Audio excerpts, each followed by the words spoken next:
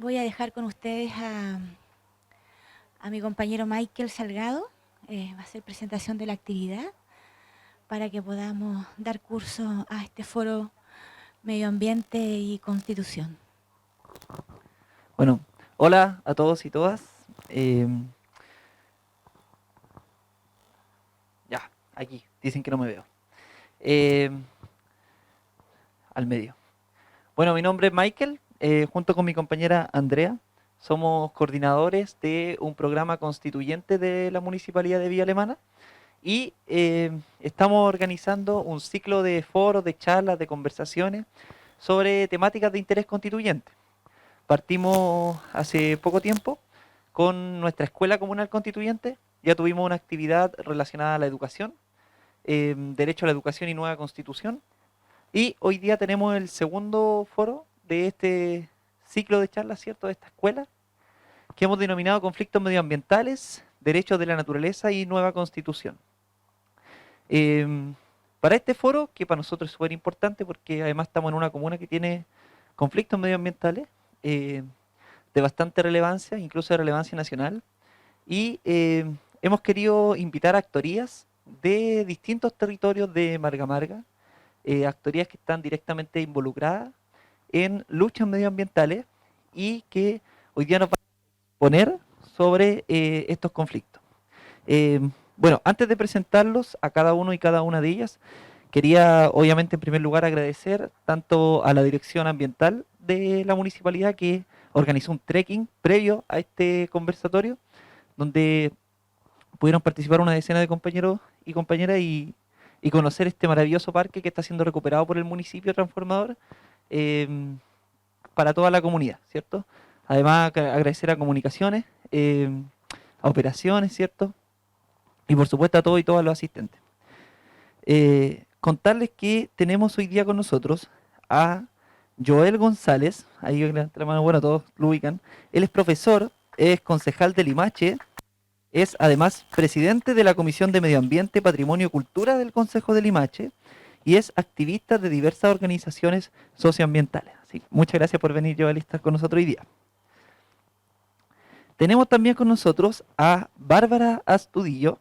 Ella es TENS en Salud, es integrante de la Fundación Territorios Colectivos, activista ecofeminista y embajadora de Escazú, y viene de la provincia de Petorca.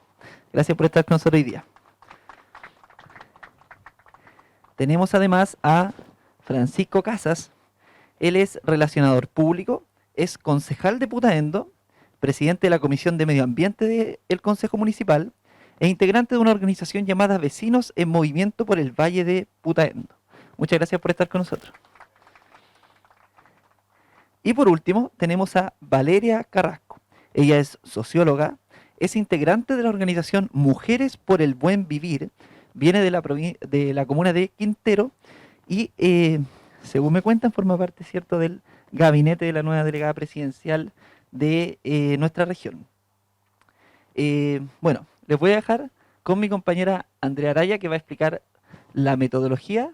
Es bastante simple, ¿cierto? La idea es tener una primera parte de presentación y luego vamos a poder conversar.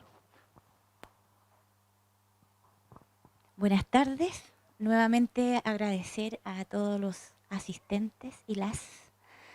Y bueno, como mencionaba mi compañero Michael, este es un ciclo de foros con distintas temáticas que son importantes para tomar una decisión en un proceso tan fundamental como es la nueva constitución. Y como pueden ver, las expositoras y expositores representan a distintos territorios que hay conflictos vivos actualmente socioambientales. La metodología de trabajo va a ser la siguiente. Vamos a dejar que las expositoras y los expositores puedan exponer sus ideas, valga la redundancia. Ellos tienen aproximadamente entre 8 a 10 minutos para hablar del conflicto, exponer y hacer un pequeño link con el proceso constituyente. Luego de que cada expositor y expositora pueda hablar, viene la ronda de preguntas. ¿Ya? Una vez que todos hayan terminado su exposición, le damos la palabra al público para que puedan ya sea a generar preguntas o también entregarnos reflexiones y opiniones respecto a la temática que hoy día estamos trabajando. Así que los invito a disfrutar de esta hermosa conversación.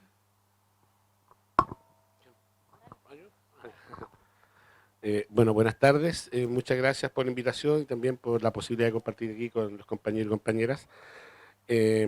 Bueno, yo creo que cuando uno viene de territorios que están constantemente en resistencia con distintos conflictos socioambientales, eso también deja en evidencia la falta de musculatura que tiene el Estado para enfrentar los distintos conflictos. Y parte de eso hoy día está siendo desafiado también por una nueva constitución. Una nueva constitución que debiese pasar de ser una estructura declarativa, que podemos llenarnos de declaraciones y de articulados y de normativas, pero va a ser un desafío para un Estado que hoy día no tiene la musculatura para poder asumir probablemente todos los desafíos que queden instalados en la nueva Constitución. Entonces, una cosa probablemente sea el definir cuál es el arquetipo que va a diseñar la Constitución, y otra es cómo vamos a pensar un Estado que pueda hacerse cargo justamente de los derechos que van a estar ahí consagrados. En particular, lo que hemos vivido en la provincia de Marga Marga es síntoma de un abandono permanente y de usando una palabra probablemente que tenga muchas aprehensiones, pero una colusión permanente entre los intereses privados empresariales y el Estado, ¿ya? Y hemos visto cómo muchas veces a los ciudadanos y ciudadanas se nos genera la expectativa de poder participar en los procesos de evaluación ambiental. Las personas participan, el Estado nos delega también la responsabilidad a las personas de pie, que nos convirtamos en técnicos para elaborar observaciones de peso que puedan cuestionar un proyecto, pero sin embargo, cuando se delibera, finalmente, la decisión que se toma no es técnica, sino que termina siendo una decisión más bien política, ¿ya? Hoy día los consejos evaluadores regionales son especies de comité de ministros chicos porque son compuestos por seremis, ¿ya? Liderados hasta hace un tiempo atrás por el intendente. Está todavía en veremos la posibilidad de que sea el gobernador regional el que lidere este espacio. Y lo que ocurrió en particular con dos proyectos muy emblemáticos de la provincia, como son la carretera eléctrica LT 500 kV Cardones Polpaico y la central termoeléctrica Los Rulos, es un indicador de cómo ha funcionado la institucionalidad. Me gustaría muy resumidamente partir un poco contando qué ha pasado con los dos proyectos. Cardones Polpaico fue un proyecto que ingresó hace aproximadamente 8 años al sistema de evaluación ambiental. Es la carretera eléctrica más extensa jamás construida en el país, con las torres más altas de Latinoamérica, que oscilan alrededor de 60 metros de altura.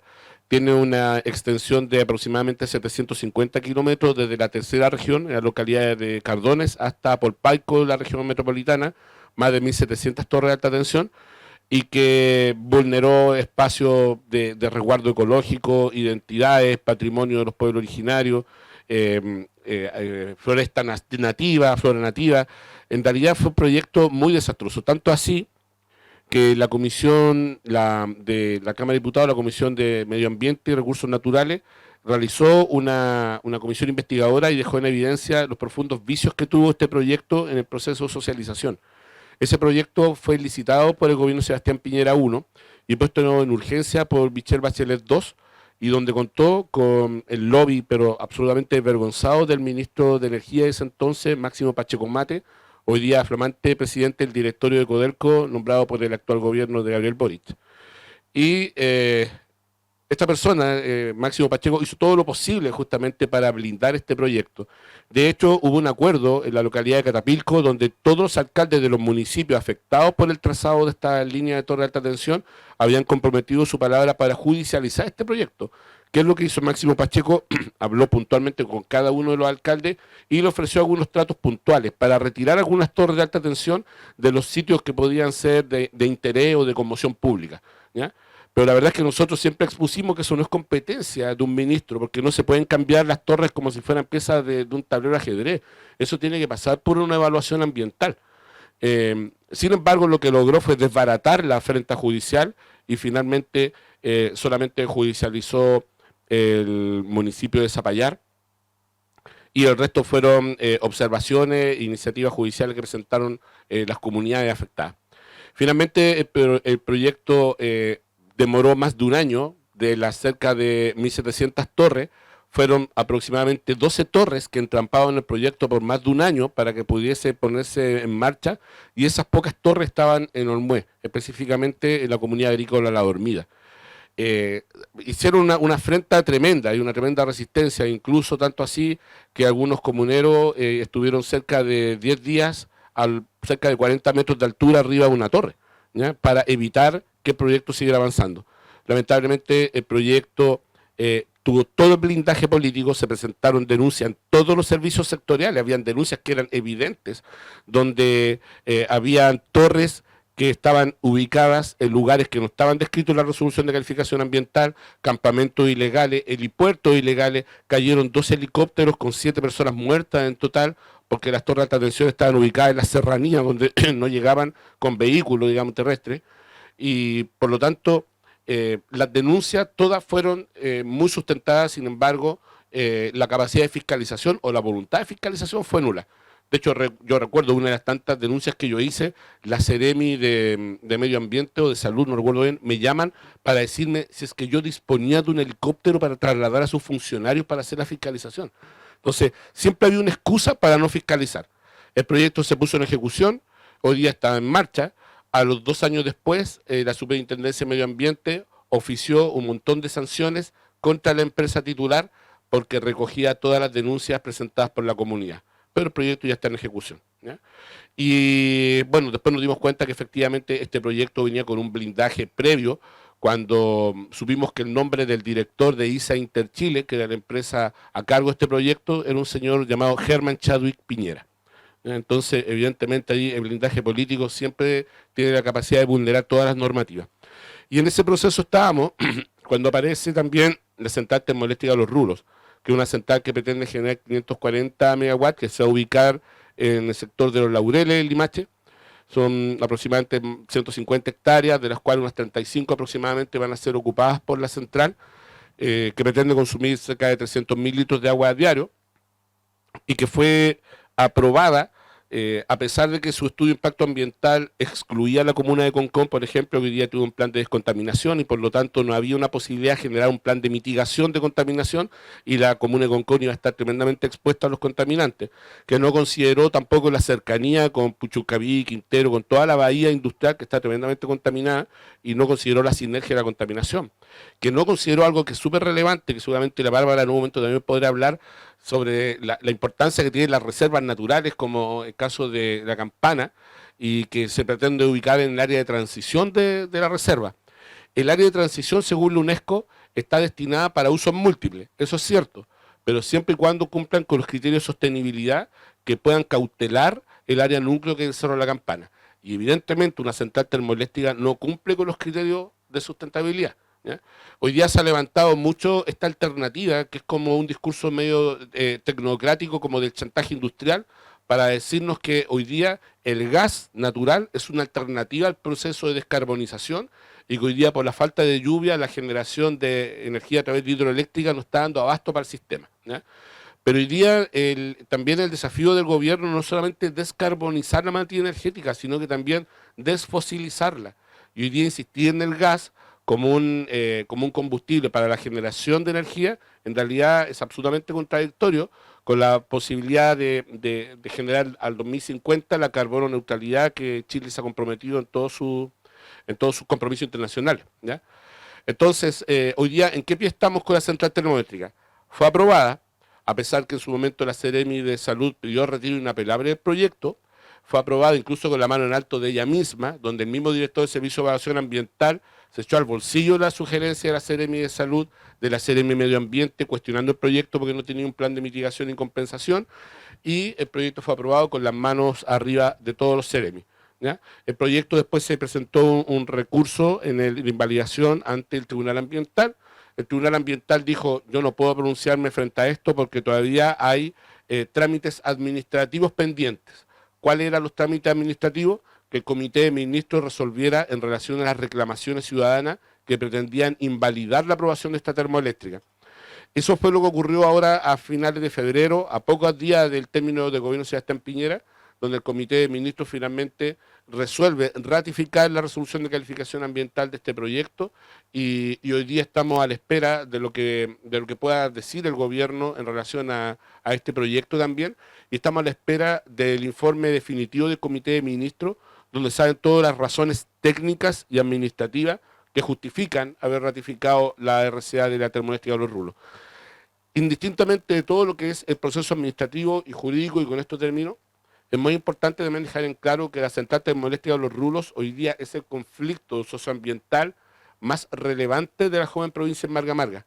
La provincia de Marga Marga ya pocos años, y en estos pocos años de historia nos ha costado confluir en temas de identidades en común. Nos ha costado, porque Limache y Olmué, con una fuerte tradición agrícola, siempre se sintió más cercano al Valle de la Concagua, a Quillota, La Cruz, y formábamos parte de esa provincia. De hecho, la decisión de desarmar la provincia de Marga Marga fue una decisión más geopolítica que inspirada por los identitarios locales, ¿ya? Sin embargo, lo que no pudo la política, hoy día lo está colocando, está instalando el movimiento social.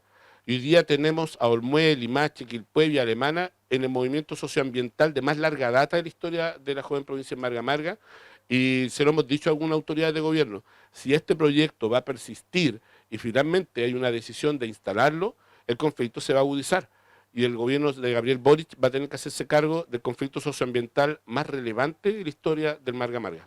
Eso. Muchas gracias, Joel. Vamos a seguir con las exposiciones para luego pasar al plenario. Qué gusto saludar acá a distintos conflictos socioambientales y que nos tenga que unir lamentablemente la destrucción de una región. Primero decir no a los rulos, que no puede seguir un proyecto de tal forma de seguir vulnerando los derechos fundamentales como los derechos de la naturaleza, pero también los derechos de las comunidades.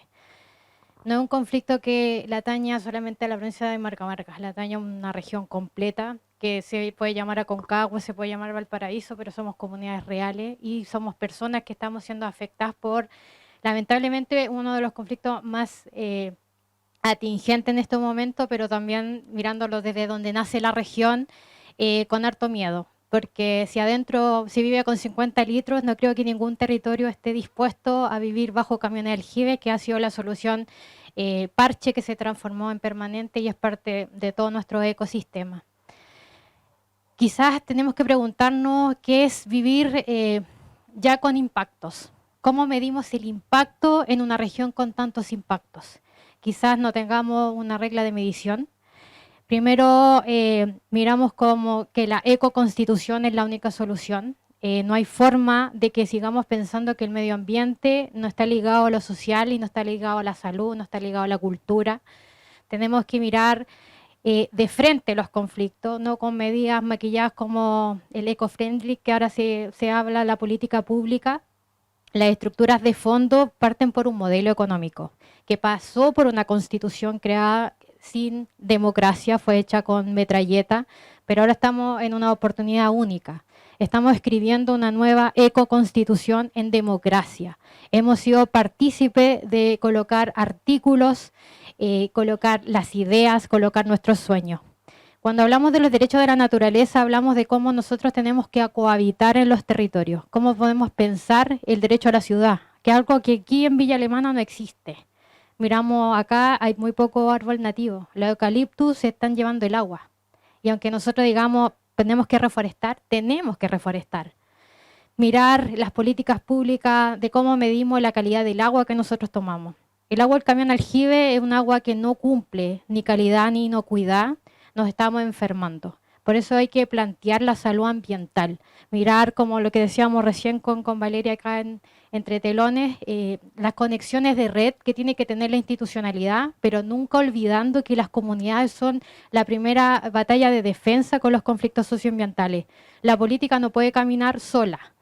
Las autoridades no pueden decir, esto determinamos en un territorio desde Santiago. Tenemos que tomar las decisiones en las bioregiones. Los conflictos no son egoístas, son egoístas en el sentido con el modelo, porque todo se negocia con eso. Llegan maquillados a través de corporaciones, entre medios de autoridades, y nosotros decimos dónde está el bien común que se está perdiendo. Y ese bien común lo podemos construir en esta nueva constitución, donde podamos colocar énfasis en cómo levantamos la defensoría ambiental de los pueblos, cómo colocamos un armamento legislativo vinculante. Está bien, existe los estudios de impacto ambiental. La participación de nosotros es nula. Observaciones que después toman, dicen, las modificamos, pero se autoriza igual. Igual como se autoriza un anteproyecto inmobiliario, se modifica, pero se autoriza igual. O sea, todo está diseñado para pasar como un gol. Y ese gol trae consecuencias. ¿Y cuáles son las consecuencias? Tener comunidades sin acceso al agua, donde la agroindustria se lleva a través de las quebradas, de los bienes nacionales de uso público, que entre comillas son de uso público, están intervenidos. Miramos las parcelaciones, que se han normalizado. Es cosa de mirar Instagram y ustedes notan que se están vendiendo parcelas en el sur y en el río Becker ustedes van a tener agua futura para ustedes, y el sistema individualista nos hace sentir, claro, voy a tener agua para mí, pero nosotros tenemos que mirar empatía, con colaboración. Si nosotros nos empezamos a asegurar entre nosotros mismos, la constitución no va a ser colaborativa, no va a ser comunitaria, y el futuro hay que vivir con menos, hay que pensar en el otro, en la otra, que el conflicto que le afecta a Quintero también nos afecta a nosotros.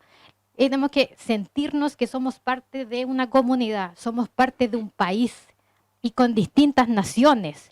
La cosmovisión mapuche, o como pueda pensar los pueblos aymara, o quizás, no sé, como piensa Isla de Pascua, hay que converger. Hay que converger en cómo queremos construir un país donde los conflictos no los miremos como el espectáculo del Netflix, que miramos, hoy qué terrible lo que pasa en África. Si eso es cosa de recorrer dos horas y van a ver un África igual. Y eso es la provincia de Petorca, donde el agua no existe de fuente natural. No existen aguas superficiales, el agua subterránea se la están llevando las grandes agrícolas. Hoy día el 97% es uso agrícola. Y a Santiago le están haciendo un racionamiento de agua, donde se está vulnerando el derecho humano al agua. ¿Por qué no le hacemos un racionamiento al extractivismo? Al extractivismo que nos hace un daño permanente, un daño al futuro. La transición energética hay que hacerla, pero no solamente como decir, ya, instalamos los rulos, pero instalamos el gas natural. Pero, ¿qué daño va a generar el gas natural por donde esté pasando? ¿Qué estudio va a corroborarnos que eso no sea así? ¿Qué podemos pensar que nos transformamos activistas socioambientales a hacerle el trabajo, lo que debería estar haciendo un Estado robusto? Que tengamos que ser perseguidos, amenazados, somos los enemigos del Estado. ¿Por qué? Por pensar en comunitario. Y eso esta nueva constitución lo trae. Trae estructuras de Escazú, participación, trae democracia, acceso a la información. ¿Cuántos derechos de aprovechamiento tenemos en Chile? Nadie sabe cuántos derechos de aprovechamiento existen. Inclusive le podría decir que los cuartos transitorios, que eso va a ser discutido en los derechos del agua, y está siendo discutido, esos derechos eran de los pequeños agricultores, los que tenían pozonoria de 1 litro por segundo, y lo tienen escrito las grandes agroindustrias. Derechos de pequeños agricultores. ¿Por qué? Porque nos falta la herramienta pedagógica, la educación cívica, que también nos quitaron. Nos falta la educación ambiental, la perspectiva de género. ¿Por qué no administramos las regiones con las cuencas? ¿Por qué no pensamos en los consejos de cuenca? Y que no se sienten los que tienen derechos de agua. Nos sentemos todas, todos y todes que tenemos que pensar en agua. Tenemos que pensar en el buen aire. Para que realmente los derechos de la naturaleza sean efectivos, es cuando entendamos que el medio ambiente va de la mano de nuestra forma que cohabitamos en un espacio. Hay mucho por hacer. Tenemos que pensar el derecho a la ciudad, como hablábamos hoy día con Kesia. Tenemos que pensar cómo vamos a buscar la justicia socioambiental, porque todo va de la mano. Pero también, como decía Joel, estoy muy de acuerdo, la institucionalidad no va a dar abasto. La fiscalización es nula. Hay carpetas, nosotros la otra vez hablábamos como de 10 maletines con denuncia en la institucionalidad, ninguna está respondida. Los oficios se quedan dormidos en la institucionalidad. Es momento que armemos la estrategia de herramientas territoriales, que los territorios tengamos lo vinculante en lo que ocurre en nuestra comunidad. Y eso es posible con una nueva ecoconstitución. No hay otra forma. Por eso hay que llamar al apruebo, que tenemos una ventana pequeña de oportunidades para combatir la adaptación al cambio climático, pero también transformar. Se cambia la ecoconstitución y después tenemos que cambiar el modelo a una transición justa en temas hídricos, ambientales, sanitarios, humanitarios. Hay que pensar desde la cultura de cómo cohabitar. Pero ahora hay un sesgo de campaña de rechazo que según se va a acabar Chile, Chile ya se está acabando. En el Juncal cada día es más pequeño porque las grandes mineras te están rompiendo los glaciares. En Quintero les quieren instalar desaladoras. No es posible que las áreas protegidas en el mar no existan. Si hablamos de santuarios, los santuarios también están en el borde del colapso. Los polígonos que quedan abandonados, vienen grandes empresas e instalan loteos. Los loteos de Pablo Longueira. Y seguimos nombrando puros apellidos. Seguimos nombrando los mismos políticos de siempre. Eso hay que terminarlo. ¿Por qué? Porque tenemos que entender que tenemos que sobrevivir. Y se lo digo desde donde vengo, todos los días nos levantamos a sobrevivir. Y no hay otra forma. Porque vivir sin agua es no tener vida. Y eso no creo que lo quiera esta región que tiene mayores conflictos socioambientales. Por eso, levántense a luchar. Levántense, porque la única forma de tener una herramienta en nuestras manos es esta nueva ecoconstitución.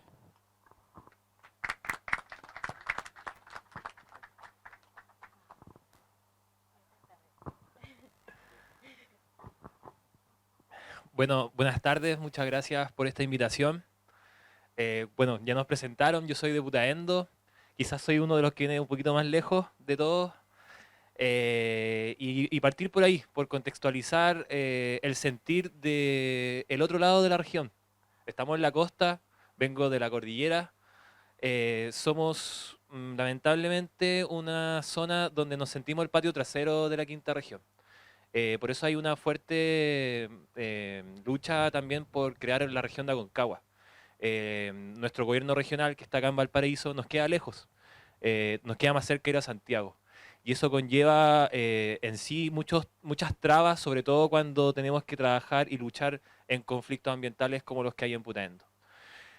Para contextualizar un poco, Putaendo es una comuna rural de la provincia de San Felipe, tiene 17.000 habitantes, es una comuna que, a diferencia de otros valles, va de norte a sur, es un cordón transversal de la cordillera de los Andes, ¿cierto?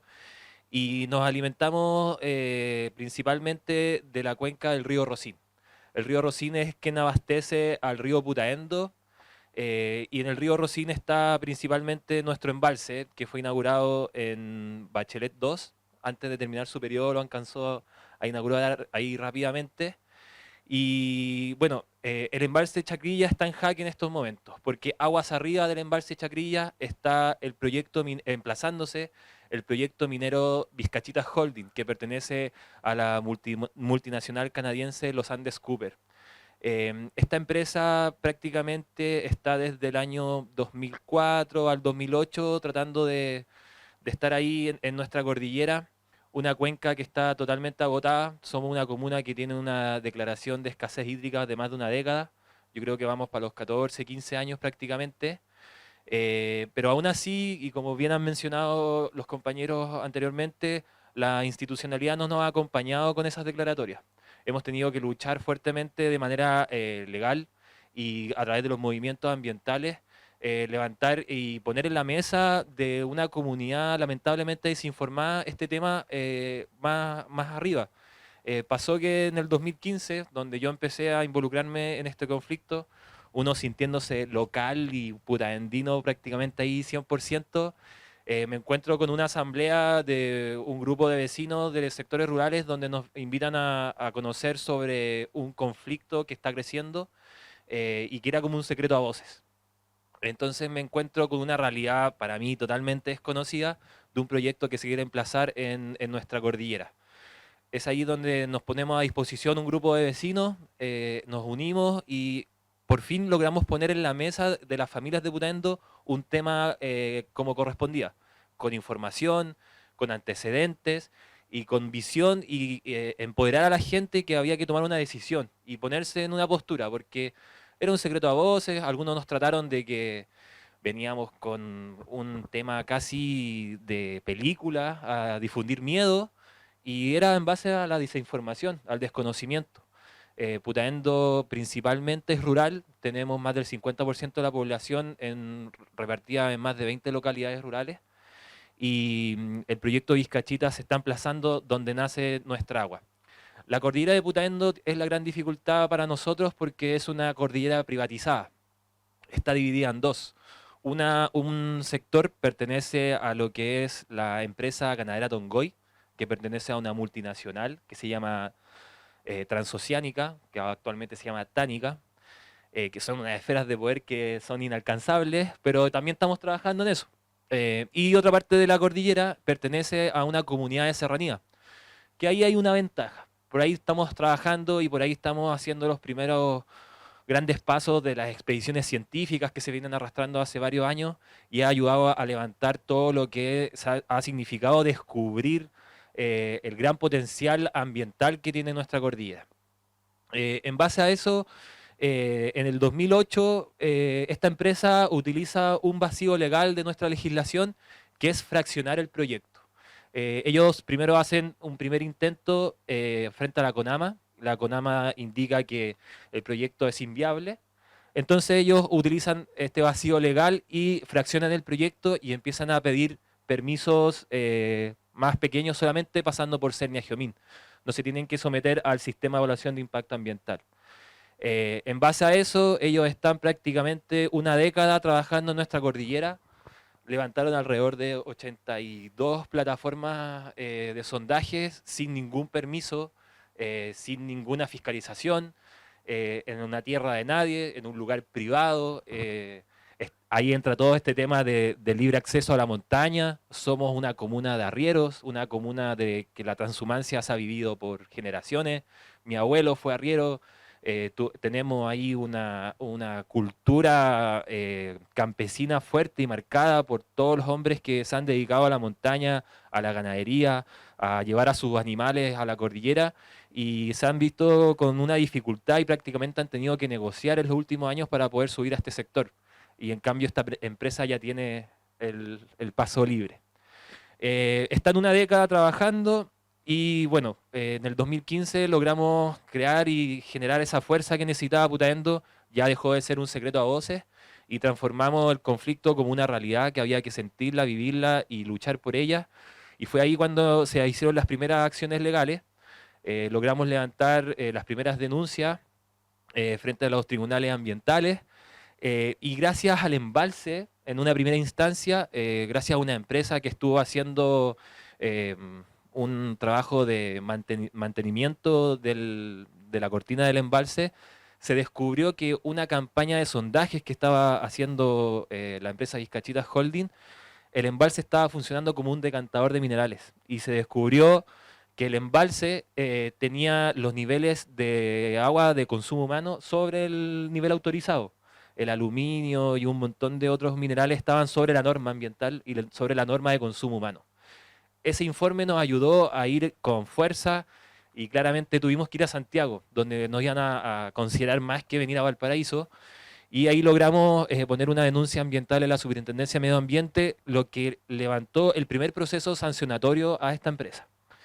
En base a eso, y ahí una vez más la institucionalidad está de parte de este tipo de empresas, es cuando nos damos cuenta del peso político y económico que tienen estos proyectos, porque a pesar de que se levantó un proceso sancionatorio, tenemos una empresa que pudo validar todas sus plataformas de sondaje por más de una década, se las autorizaron y pudieron seguir. Lo cual para Putaendo fue un golpe fuerte porque pensábamos que bajo todas estas irregularidades que había cometido la empresa canadiense, teníamos alguna garantía de ganar. Y bueno, ahí empiezan a salir más antecedentes. Recién les comentaba que una de las primeras empresas lobistas que apareció en Putaendo es Imaginación, una de las empresas lobistas más grandes de Chile, de un ex ministro que es Enrique Correa.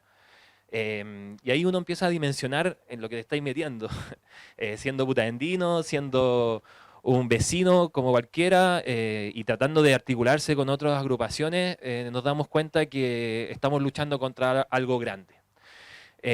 Bueno, hemos pasado por distintos conflictos, o sea, por distintas etapas en el conflicto. Yo creo que a todos nos ha pasado que hemos pasado por distintas agrupaciones, hemos pasado por distintas etapas dentro del mismo conflicto, y al final lo que ha marcado la pauta ha sido que se ha volcado el mundo científico hacia nuestra cordillera. Como bien decía aquí la compañera, tenemos una cordillera desde Petorca prácticamente hasta Santiago, que es donde está el cordón montañoso de la gran minería en Chile. Y este proyecto se vende al extranjero, se vende a inversionistas del extranjero, porque es un proyecto que ya está siendo transado en la bolsa norteamericana, en la bolsa canadiense, en etapa de prefactibilidad, ni siquiera en la etapa misma de ejecución del proyecto. Y ahí nos damos cuenta cuando vemos las entrevistas en el extranjero, cuando vemos cómo los CEOs de las empresas venden este proyecto a sus inversionistas, diciendo que, o sea, ni siquiera mencionan a Putaendo, mencionan a Santiago, mencionan un proyecto minero, uno de los proyectos mineros a cielo abierto más grande de Sudamérica, que va a durar alrededor de 45, 50 años o más. Hablan de un cuerpo de cobre y molibdeno cerca de la superficie, lo que va a posibilitar un rajo abierto. Hablan de que tienen agua. En una primera instancia, en el 2015, cuando tú veías el proyecto, te decían que iban a necesitar 1.200 litros por segundo, y el río Rosín en ese momento estaba dando alrededor de 900 litros por segundo. Se armó todo el movimiento ambiental y han ido modificando su proyecto. Entonces ahora dicen, no, estamos viendo la alternativa de traer agua del mar o subir camiones a aljibes. Para dimensionar un poco, desde el centro de Putaendo hacia el campamento Las Tejas son alrededor de 50 kilómetros de distancia, pero te podéis demorar fácilmente unas 2-3 horas en vehículo. Ustedes se imaginarán lo que es transportar agua en camiones de aljibes y por todos los sectores que debería pasar, pero aún así el proyecto sigue estando donde mismo. Y este proyecto es tan invasivo porque es un proyecto a barrajo abierto en el lecho del río Rosín. Lamentablemente, este cuerpo de mineral está bajo nuestro río. En una instancia descubrimos que otro de los proyectos que estaban presentando paralelamente era el proyecto hidroeléctrico Río Rosín, que ellos querían captar el agua en un punto para devolverla 10 kilómetros más abajo y dejar estos 10 kilómetros del río Rosín sin agua. Para dos cosas. Una, para dejar secar esa parte del río y poder hacer este rajo, ¿cierto?, a cielo abierto, y también para generar energía para la propia faena minera. Entonces ahí uno empieza a dimensionar cómo van ellos levantando y armando este proyecto, cómo van trabajándolo y cómo lo van vendiendo hacia el extranjero. Ahora último, logramos que por fin, gracias a la participación ciudadana que levantó la comunidad, que en una primera instancia no fue validada, fue rechazada, tuvimos una agrupación tuvo que levantar una denuncia frente a uno de los seremis que estaba en esos momentos y tuvo que retrotraer esta indicación, y sí se hizo la participación ciudadana. Hubieron más de 500 observaciones y bueno, la empresa tuvo que dar respuesta a un tercio, yo creo, de todas las observaciones que se hicieron. Prácticamente tenemos un proyecto que ha tenido un historial de malas prácticas por más de una década y aún están con un pie encima, sobre todo Putaendo. El embalse Chacrillas alimenta a comités de agua potable rural, alimenta a Esval. Esval saca agua, no tiene un río aparte, Esval, ese es el agua de Esval. Alimenta a la agricultura, a la ganadería. Y como les decía, el mundo científico, gracias a toda esta lucha ambiental, se volcó hacia nuestra comuna, y en los últimos años se han hecho expediciones para rescatar y levantar toda la flora y fauna que tiene nuestro valle. El potencial no es solamente histórico, porque por ahí pasó gran parte de la ruta del Ejército Libertador, somos el primer pueblo libre de Chile, pero también tenemos un valor patrimonial ambiental tremendo. En estas observaciones y las respuestas a estas observaciones, la empresa no fue capaz ni siquiera de levantar un tercio de toda la flora y fauna que existe en la cordillera. Y ese es uno de los grandes debates que hay en estos momentos, y lo que nos salvó ahora último, sin pensarlo, fue el gato andino. tenemos una reclamación a la invalidación de la campaña de los 350 sondajes, que es la última campaña que estaba haciendo la empresa para poder ya pasar al proyecto definitivo. Y gracias a una organización sudamericana que investiga a este felino en peligro de extinción a lo largo de toda Sudamérica, hay un expediente que se levantó y gracias a un grupo de investigadores que pusieron cámaras trampa en la cordillera, tenemos que el gato andino, gracias al gato andino que se apareció por el sector, y se alimenta ¿de qué? De las vizcachas. El proyecto se llama Compañía Minera Vizcachitas Holding. El gato andino se alimenta de las vizcachas. O sea, tenemos un lugar donde el gato andino, el felino con peligro de extinción a nivel de Sudamérica se alimenta, está en el sector Las Tejas. Y eso nos salvó. El Tribunal Ambiental en estos momentos determinó que ese antecedente científico tiene mucha relevancia y logramos que después de 3-4 meses de una campaña de sondajes que estaban levantando, bajaron todas sus máquinas, bajaron sus máquinas de sondaje y logramos que el proyecto esté paralizado en estos momentos. Ahora se viene una pelea legal, por lo menos de un año y medio, y seguimos luchando por seguir concientizando de la importancia de lo que es que una comunidad sea capaz de tomar mayor determinación sobre su futuro. Y por eso el proceso constituyente para nosotros es clave, porque va a permitir que las comunidades sean los que tengan la primera voz. No el proyecto extractivista del vecino extranjero que quiere venir a meterse a hacer lo que no puede hacer en su país, por ejemplo en Canadá, que en Canadá tenemos uno de los parques más grandes del mundo, con una conservación de un estándar increíble, y ellos vienen a hacer lo que allá no pueden hacer. Entonces, por eso el proceso constituyente para nosotros es clave, por eso también hemos sido capaces de llevar esta lucha a algunos convencionales que están con nuestros logos ahí, con nuestras banderas, y creemos que es fundamental que se considere que comunas tan alejadas de un gobierno regional, comunas tan empobrecidas y que están con una desertificación que viene avanzando de la cuarta región y con una escasez hídrica súper prolongada, seamos capaces de ser la primera voz en decisiones que vienen a futuro. Eso.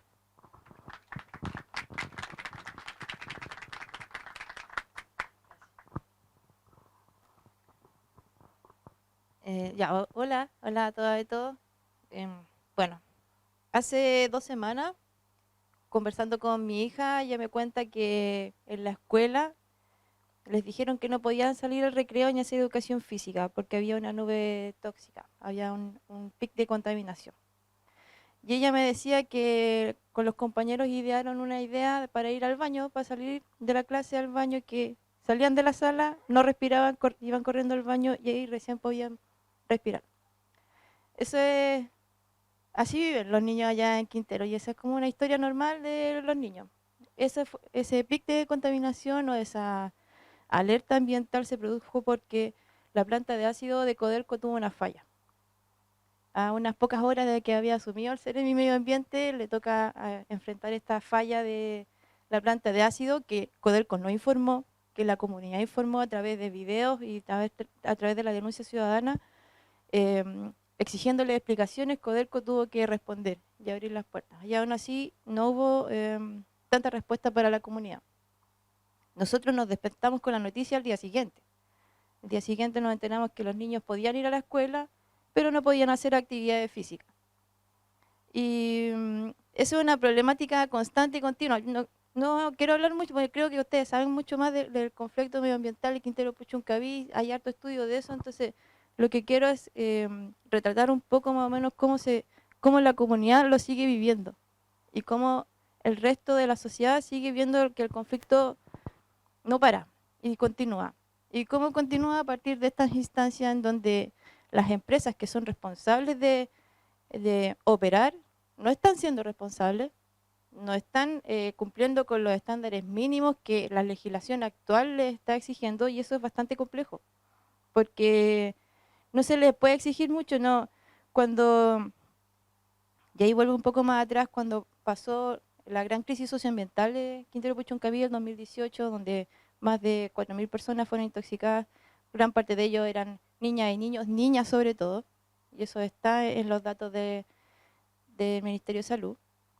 El Seremi Salud dijo que si no estaba normado no existía. O sea, tiran una gran cantidad de contaminantes al aire y como no están normados no existen y no lo miden las estaciones de monitoreo. Entonces no sabemos lo que estamos respirando. Es una preocupación diaria el despertar y ver que el cielo está de cierto color o hay olor a gas y la gente ya está en alerta inmediata de que puede pasar algo. Puede pasar como con este mismo trauma de la crisis que escuchar sirenas de bomberos, ver que los niños están intoxicados en la escuela es súper complejo. Parto como con esta historia como para contextualizar más o menos qué es lo que sigue latiendo. Sigue existiendo este conflicto que es constante, es diario, el temor de dos comunas, Quintero, Puchuncaví, a partir de una bahía que tiene 19 empresas en el parque industrial, sigue existiendo. Y sigue habiendo defensa, aún de vecinas y vecinos que trabajan legítimamente en el parque industrial, pero no defienden su fuente laboral. Pero no hay un entendimiento claro en que nosotros no estamos contra que ellos pierdan su fuente laboral, sino todo lo contrario. Queremos que ellos tengan una fuente laboral segura para ellos, para sus familias, para nosotros, que son los mismos hijos de nuestros hijos, son los mismos hijos, son compañeros de la escuela. Entonces, estamos en esa pelea constante. Creo que esa arista de la defensa ambiental, estoy súper de acuerdo con todos ustedes, no tengo nada que estar en contra, sino sumar elementos como por ejemplo la defensa ambiental con Escazú, con los defensores ambientales, que también es una problemática súper invisibilizada. Esta es la región con más conflictos socioambientales, en donde las defensores están siendo vulnerados, amenazados, están siendo perseguidos, no solamente por las fuerzas policiales o por el Estado, sino por las mismas empresas. Y no hay investigación. Queda en nada, queda archivado el proceso de amenaza. Y es súper complejo y es súper importante desde ahí abordarlo desde Escazú y desde la protección de los derechos humanos de quienes están o estamos en la defensa ambiental y para su familia. Además de dialogar un poco como con los trabajadores de quienes operan esas empresas. Y aquí se habló de la instalación de industrias o empresas en distintos eventos que traen una fuerza productiva y laboral, que las empresas, los grandes inversionistas no les ofrecen solamente una fuente laboral, pero no les cuentan todo lo que viene atrás y todo el arrastre que podría tener en sus consecuencias para la salud y para el lugar donde habitan, porque al final contratan personas que son de los mismos lugares. Entonces ese es un elemento que hay que abordar desde la Constitución o desde nuestras problemáticas ambientales también. Entonces, quiero sumar otro elemento que también tiene que ver como con esta mirada un poco más crítica a cómo el Estado nos obliga a nosotros, las comunidades, a armarnos para poder defender nuestros territorios. Y eso tiene que ver con la ausencia de democracia ambiental y con la extensa tecnificación que existe en los procesos ambientales. Es muy difícil que, no sé, a mi mamá, a mi suegra o a mi tía, yo le cuente toda la historia que pasa y le hable del CEA y le hable del Tribunal Ambiental. Ella quiere vivir un aire limpio, punto. Y meterle todo este rollo de la tecnificación, de toda esta sigla que tiene que ir para allá y tiene que ir para acá, es súper complejo entrar a estudiar, aprender, cansa a las comunidades y las divide también, porque hay vienen, y pasa también, yo creo que a ustedes les debe haber pasado, que viene gente de afuera, gente que con estudios, como dice mi mamá, los tecnificados, la gente de corbata, vienen y les cuentan una historia y se la creen, después viene otro, les cuenta otra historia y no saben a quién creerle y a qué defender. Lo único que saben es que quieren vivir tranquilos, quieren dejarle un lugar a sus hijos, a sus nietos para poder seguir respirando y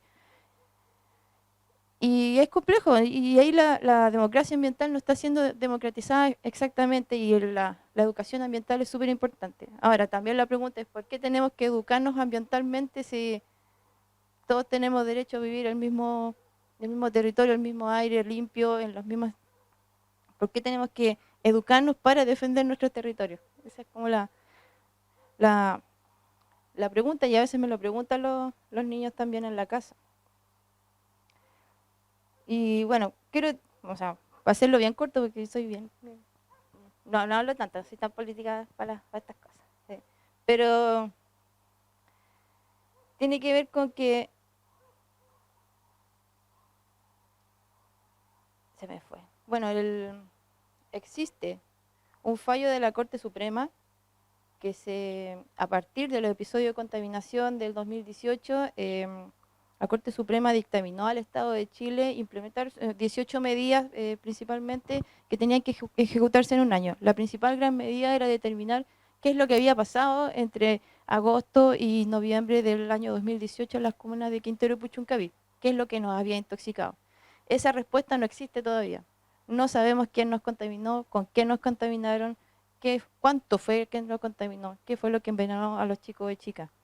Y es súper complejo porque a partir de esa primera medida que se tiene que cumplir, se desglosan otras grandes medidas. Lo concreto que tenemos ahora es que tenemos un plan de evacuación ante emergencias ambientales. La ONEMI tuvo que hacer un plan de evacuación para que en momentos como lo que ocurrió en ese periodo de tiempo, tenga la capacidad de sacar, bueno, como en todos lados, niñas, niños, mujeres primero, no sé cómo, agarrarlos con los buses y no sé a dónde moverlos, pero lo trasladarlos. Y eso no puede pasar. Esa situación no puede pasar. No puede ser que tengan que poner en pausa nuestras vidas, poner en pausa la rutina de nuestros niños y niñas, que estén en la escuela, de que las mamás vayan a la feria, por ejemplo, y todo lo contrario. Y acá tienen que parar las industrias. Y aquí cierro con esto. Lo que pasó el día jueves de la semana antepasada con Codelco nos reflejó eso. Siguió funcionando siguió funcionando Codelco, siguió funcionando la planta de ácido que falló, siguió operando ese equipo que no informó a la Seremi Medio Ambiente o a quien tenga que informarle. Y la gente que sabía que estaba fallando durmió con miedo y tuvo que parar su vida y no paró la industria. Y eso puede seguir pasando. Entonces, esas situaciones tienen que estar dentro de la Constitución. Venía leyendo como ya un concentrado de las leyes que se están aprobando, va en camino hacia allá. Y ahí hay un poco de esperanza y de fe para que podamos de verdad aprobar esta nueva Constitución. También entiendo que faltan varios artículos ambientales, pero ahí el llamado es que hagamos seguimiento al proceso constituyente, a las discusiones que se están dando, a cómo se están aprobando estas leyes, porque es súper importante, aunque sea técnico, aunque sea un poco latero, a veces que uno está cansado de no escuchar más políticos, más gente, o todos esos discursos que se escuchan en la calle, en la micro. Démosle seguimiento porque tenemos que ser responsables del futuro, de nuestro futuro, de los futuros de nuestros niños y niñas. Yo creo que por eso estamos aquí en la defensa ambiental, por la defensa de la naturaleza, pero también de las generaciones que vienen, porque qué país, qué región, qué comuna o qué barrio le vamos a dejar a nuestros niños y niñas si no lo estamos defendiendo ahora. Entonces, cierro con eso como para escucharles también. Gracias.